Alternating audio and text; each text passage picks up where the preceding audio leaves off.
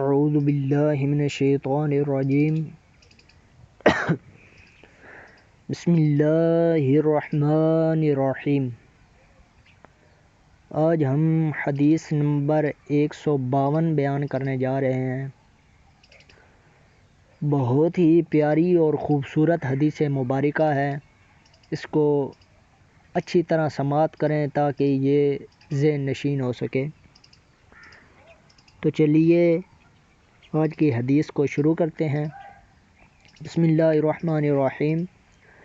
Shiban بن فروخ، سلیمان یعنی ابن المغیرہ، ثابت، انس بن مالک، محمود بن ربیع، حضرت اتبان بن مالک رضی اللہ تعالی عنہ فرماتے ہیں کہ میری آنکھوں میں کچھ خرابی ہو گئی تھی، اس لیے میں نے رسول اللہ صلی اللہ علیہ وآلہ وسلم کی خدمت میں پیغام بھیجا کہ میری یہ خواہش ہے کہ آپ صلی اللہ علیہ وآلہ وسلم میرے گھر میں تشریف لا کر نماز پڑھیں تاکہ میں اس جگہ کو اپنے نماز پڑھنے کی جگہ بنا لوں، کیونکہ میں مسجد میں حاضری سے معذور ہوں۔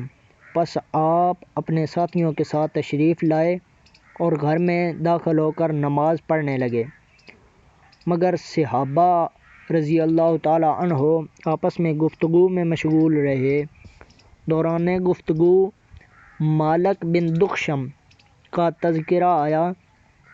لوگوں نے اس کو مغرور اور متکبر کہا کہ وہ آپ صلی اللہ علیہ وآلہ وسلم کی تشریف آوری کی خبر سن کر بھی حاضر نہیں ہوا، معلوم ہوا وہ منافق ہے۔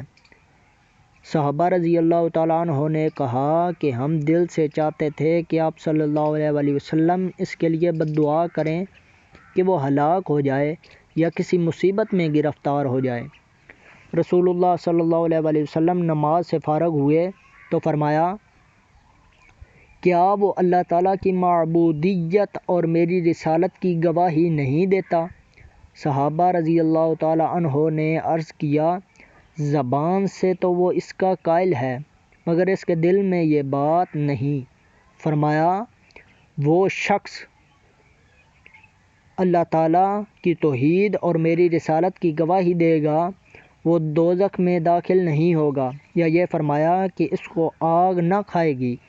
حضرت انس رضی اللہ تعالیٰ عنہ نے فرمایا کہ یہ حدیث مجھے بہت اچھی لگی، میں نے اپنے بیٹے سے کہا کہ اس کو لکھ لو، تو انہوں نے اس حدیث کو لکھ لیا۔ بسم اللہ الرحمن الرحیم۔ It is narrated on the authority of Itban bin Malik that he came to Medina and said, something had gone wrong with my eyesight.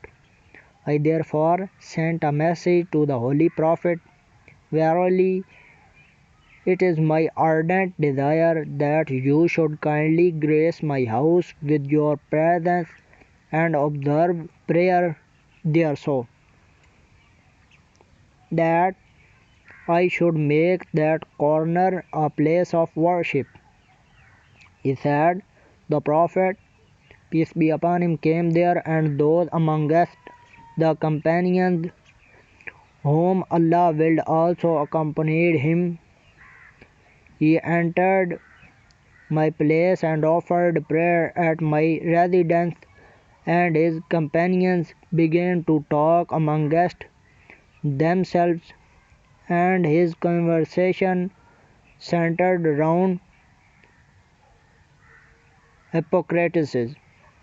And then the conspicuous ones, Malik bin Duksham, was made the target, and they wished that he, the Holy Prophet, should curse him, and he should die, or he should meet some calamity.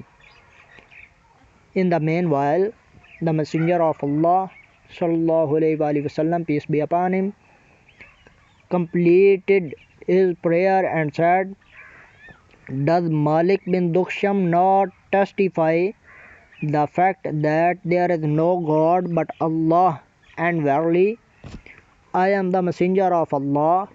They replied, he makes a profession of it, no doubt, but does not do it out of sincere heart.